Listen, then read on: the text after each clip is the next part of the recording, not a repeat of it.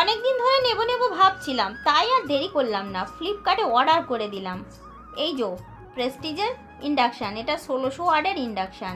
তো বাড়িতে আসা মাত্র আমার ছেলে আনবক্সিং করতে শুরু করলো। মাশাআল্লাহ, খুব সুন্দর, ছবিতে যা দেখেছিলাম তার থেকে আরও সুন্দর দেখতে। এটা হচ্ছে ওয়ারেন্টি কার্ড, 1 বছর প্রেস্টিজের তরফ থেকে ছিল, আমি প্লাস করে 2 বছরের করে নিয়েছি। এর মধ্যে কিছু হলে 2 বছর আমাকে কোনো ইনভেস্ট করতে হবে না। যাই হোক, সন্ধ্যাবেলা একটু ভাবলাম আমি একটু চা করি, যেহেতু নতুন কিছু আমার খুব ভালো লাগে আগে কিছু করতে। তো বাড়িতে মিষ্টি সেইভাবে কিছু ছিল না, তাই ভাবলাম একটু মিষ্টি চিনি দিয়ে চা করলে কেমন হয়, তাই ভাবলাম একটু চা করি। তো দেখলাম গ্যাসের থেকে অনেক ফাস্ট, অনেক তাড়াতাড়ি। আর এটা 1600 ওয়াট, 2000 না।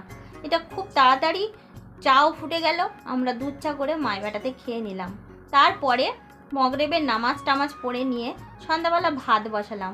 কি তাড়াতাড়ি যে ভাত হয়ে গেল, তোমাদের কি বলবো।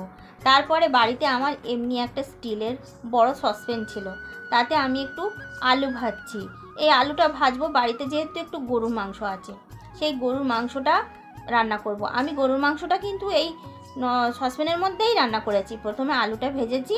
গরুর মাংসর ক্লিপটা আমার নেওয়া হয়নি, আর কারেন্ট চলে গিয়েছিল বলে সেই জন্য করে আর আমার সেই মতো সময় ছিল না, নিতে পারিনি।